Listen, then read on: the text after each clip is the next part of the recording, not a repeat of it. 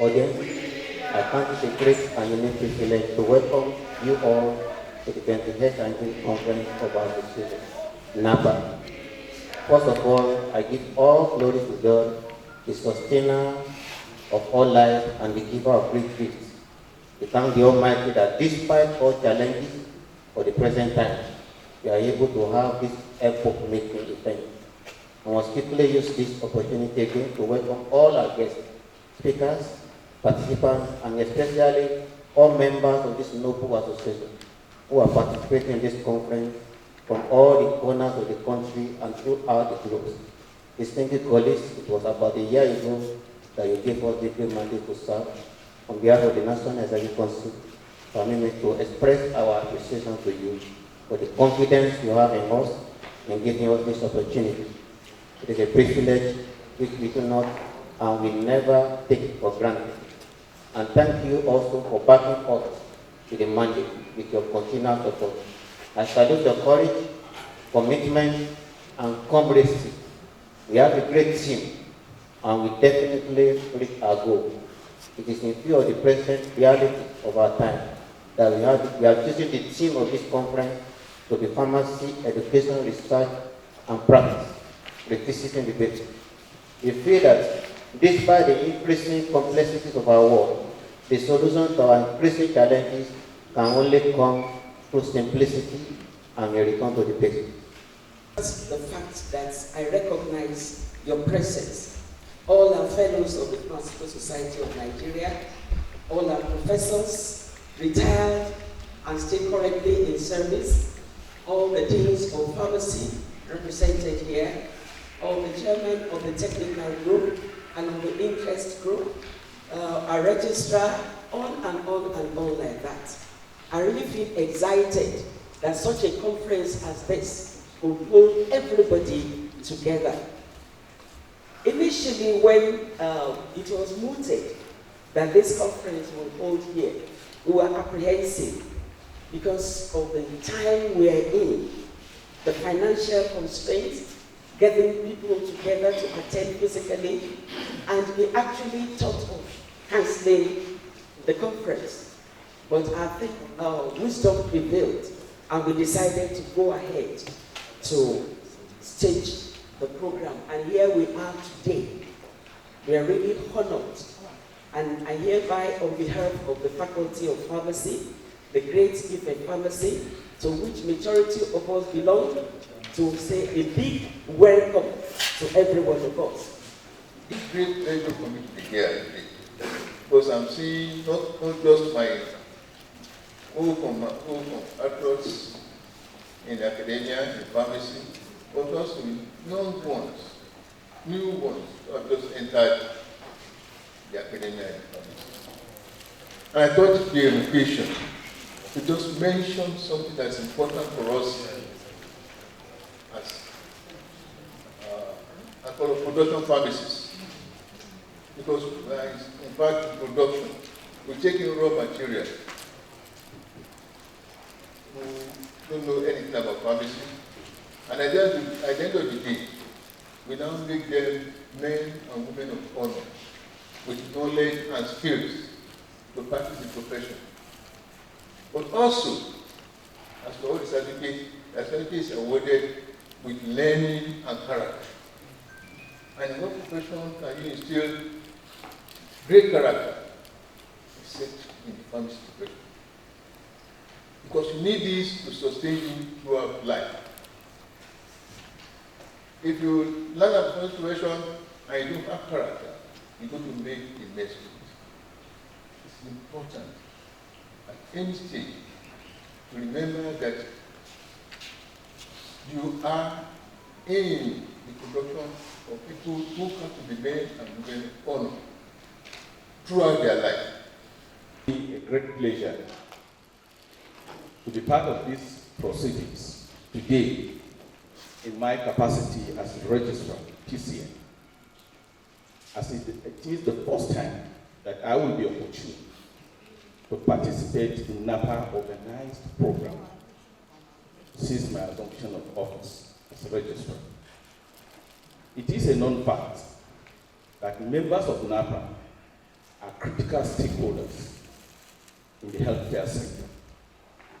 This is rightly so because members of NAPA take the responsibility to educate, train, and develop, as well as assess pharmacy students,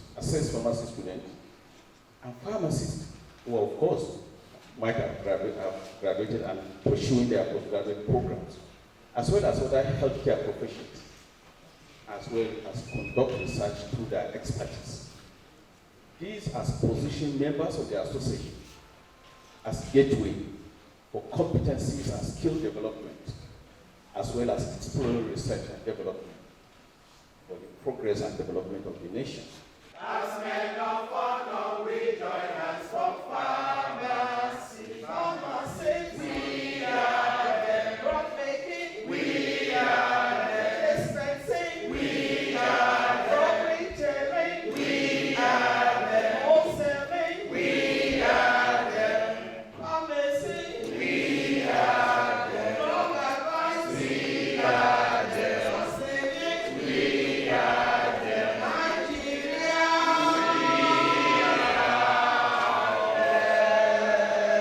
So that we all know, of course, that this is a trying time for pharmacists in academia and the university education system because it's not easy to tell somebody who has not had breakfast to come and discuss something meaningful. So I learned one thing, that if you have not eaten, you shouldn't come into the laboratory to do your pharmaceutics work. So I want to believe as ASU is meeting and we are working closely with relevant authorities that we work with all stakeholders in the country to ensure that the problems we are in are currently resolved as quickly as possible for the benefit of us all. I want to congratulate our national chairman, the technical group that I belong, and NEC Council and all members of NAPA on the ability to bring together this conference despite the prevailing challenging circumstances. I look forward to seeing you all in Jos for the PSN conference, where we'll be able to deliberate more on some of these interesting things for the benefit of humanity. Kindly permit me to conclude this short address. I bring one by wishing you all the best experiences in this conference and a safe journey back to your different destinations when the conference is concluded. Status of pharmacy graduates, and on this curricula, there's of course mass migration. Don't be deceived, mass migration of our graduates, they're not really going there to practice. Go and check it. I mean, I write a lot of referee letters. When you check it, they are going there to do public health. They're going there to do, most times, public health. Most times. I was just chatting one up now. It's public health.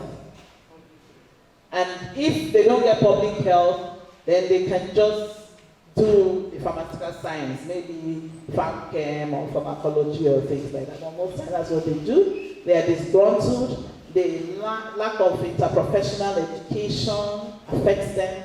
Untapped involvement of pharmacists in public health programs, chaotic drug. These are all the problems we highlight, even at our PSN levels. We just did a summit recently. All the problems, I always say we know all the problems in our profession. We want to start solving them. Been trying so hard to mentor my lecturers to teach the problem-solving manner and set questions in that manner. So I go through the questions and all that.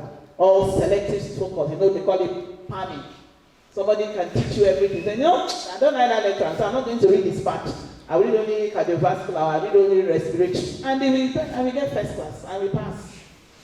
So we don't need to set questions like that. We don't need to teach like that. Life is about solving problems. Professor Okupono talked about love, about character. It's about looking for problems and solving them. So those are the basic science we talk about. We should teach them differently. Now there needs to be a connection between classroom theory and the real world. It's also a paper. These are people proffering solutions, and this is published here via FIP. It's a good paper, and this was a study with some students, pharmacy students. We just put a few highlights: negative attitudes and behaviors of some older pharmacists towards younger ones. In this case, the person said, oh, keep what you learned in the university. When you come here, it is different. You know what I mean? And the person goes, does it mean all the 4 or 5 years I spent in university is useless? You know, experiences of difficulties and challenges in implementing pharmacy care. This person said, I only just sell. What's in a community pharmacy? He's only selling for, go to some of the busy pharmacies. He's only selling. And that's why we have a lot of encroachment. You know, article of trade. That article, that drug, that medicine, everybody is interested in it. The pharmacist, the doctor, the nurse, everybody is interested in it. So it's an article of trade. That's the way they look at it. But you and I should look at it differently. It is for pharmaceutical what? When we look at it differently, we should practice different. Why would somebody be working in a pharmacy and she's selling from morning to what? Night, attending to patients? She said she doesn't have any time to give any counsel, any drug information to anybody. So there's paradigm shift. We should shift from publish or perish to publish to what? Societal impact. Very important. There must be an impact. So we got together during COVID. I said, we need to do something about COVID. Everybody's talking about what to use to treat COVID and so on. I just called a group together, multidisciplinary group. We used to meet in our church basement and we began to brainstorm. We had three different areas, but 2 major areas. I also belong to a lot of other groups. And then we began to review. I'm not a pharmacognosis, but I brought people in that area together because this was I was trying to sell that idea, and we began to search antiviral plants in Africa with anti-COVID properties. We used a lot of computer-aided design tools. Professor Lupi was part of this, even though he wasn't in the country at that time, and we were able to look at our various African plants, and it was amazing, the results we got. And using that, the target enzyme, we were able to highlight different medicinal plants that can treat COVID. While we were doing that,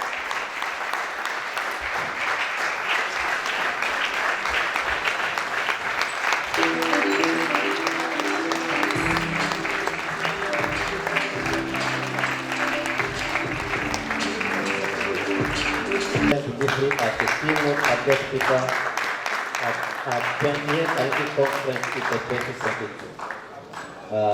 Presented history. Congratulations.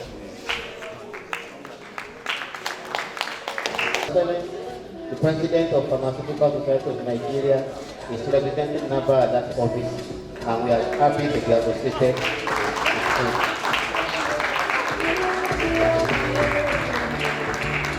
Present this award of professional excellence to Pharmacist Ibrahim Babashir Ahmed, FPSA, the registrar, the Pharmacist Council of Nigeria. Thank you very much and congratulations.